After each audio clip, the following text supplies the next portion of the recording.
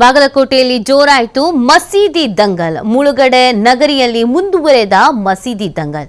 Muslim ಸಂಘಟನೆಗಳಿಂದ ಬಿಟಿಟಿಎ ನೋಟಿಸ್ಗೆ ವಿರೋಧ. ನವನಗರದ ಶೆಡ್ಗಳಲ್ಲಿ ಇರೋ ಮಸೀದಿಗೆ ನೋಟಿಸ್ಗೆ ಗರಂ ಆಗಲಾಗಿದೆ. ಬಾಗಲಕೋಟೆ ನವನಗರದಲ್ಲಿ ಅನಧಿಕೃತ ಮಸೀದಿ ಕಟ್ಟಲು ಹಿಂದೂಪರ ಸಂಘಟನೆಗಳ ಆರೋಪ ಸತ್ಯಕ್ಕೆ ದೂರವಾದದ್ದು. ಸದರಿ ಮಸೀದಿಗಳು ಬಿಟಿಡಿಎ 131, 132ನೇ ಸಭೆಯಲ್ಲಿ ಮಂಜೂರಾಗಿದೆ. ನವನಗರ ಸೆಕ್ಟರ್ಗಳಲ್ಲಿ ಅನಧಿಕೃತ ದೇಗುಲ ನಿರ್ಮಾಣ ಮಾಡಿದ್ದಾರೆ. ಅನಧಿಕೃತವಾಗಿ ಕಟ್ಟಿರೋ ದೇವಾಲಯ ತೆರವುಗೊಳಿಸಬೇಕು ಅಂತ ಆಗ್ರಹಿಸ್ತಾ ಇದ್ದಾರೆ.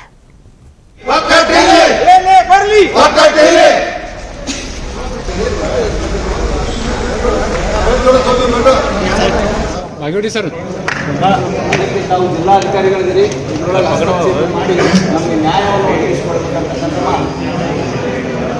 ಇಲ್ಲೋಡ್ರಿ ಮುಂದೋಡಿ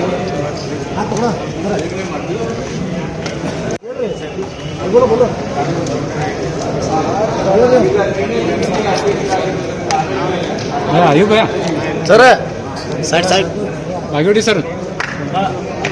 ಜಿಲ್ಲಾಧಿಕಾರಿಗಳಿದ್ದೀರಿ,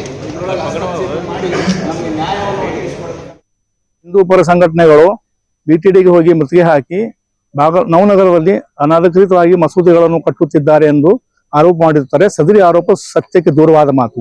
ಯಾಕೆಂತಂದ್ರೆ ಸದರಿ ಮಸೂದೆಯು ಬಿಟಿಡಿಯ 130, 132 ಸಭೆಯಲ್ಲಿ ಶಾಂಕ್ಷನ್ ಆಗಿದಂತಹ ಮಸೂದೆಯ ಜಾಗ ಇರುತ್ತದೆ. ಸದರಿ ಜಾಗದಲ್ಲಿ ರಂಜಾನದ ನಿಮಿತ್ತ ತಾತ್ಕಾಲಿಕವಾಗಿ ಒಂದು ಶೆಡ್ ನಿರ್ಮಾಣ ಮಾಡಲು ನಾವು ನಿರ್ಮಾಣ ಮಾಡುತ್ತಿದ್ದೇವೆ. ಆ ಒಂದು ತಾತ್ಕಾಲಿಕ ಶೆಡ್ ನಿರ್ಮಾಣ ಮಾಡಿದ್ದನ್ನು ಇಲ್ಲಿಗಲ್ ಇದೆ ಎಂದು ಹಿಂದೂಪರ ಸಂಘಟನೆಗಳು ಬಿಟಿಡಿಯನ್ನು ಮುತ್ತಿಗೆ ಹಾಕಿರ್ತಾರೆ. ಇದು ಸತ್ಯಕ್ಕೆ ದೂರ ಮಾತು ಮತ್ತು ಸುಳ್ಳು ಇರುತ್ತದೆ.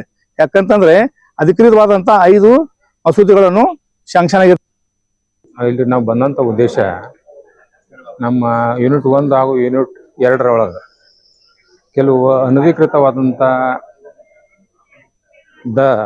ಧಾರ್ಮಿಕ ಕ್ಷೇತ್ರಗಳನ್ನ ಹಂಚಿಕೆ ಮಾಡ್ಯಾರ. ಆ ಸ್ಥಳಗಳನ್ನು ಕೊಡ್ಬೇಕಾತಂದ್ರೆ ಫಾರ್ ಎಕ್ಸಾಂಪಲ್ ನಾವು ಮಂದಿರ ಆಗಲಿ, ಮಸೀದಿ ಆಗಲಿ, ಚರ್ಚ್ ಆಗಲಿ, ಯಾವೇ ಆಗಲಿ ಅವು 2007 2ನೇ ಹಂತ ಏನು ಮುಳುಗಡೆ ಆಗಿದೆ. ಆ ಕಾಲಕ್ಕೆ 2007 4-1 ಅಂತ ನೋಟಿಫಿಕೇಶನ್ ಆಗುತ್ತದೆ.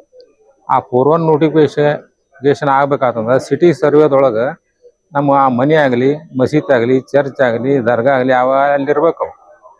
ಅಂಥವುಗಳನ್ನು ಮಾತ್ರ ನಾವು ಯೂನಿಟ್ಟಿಗೆ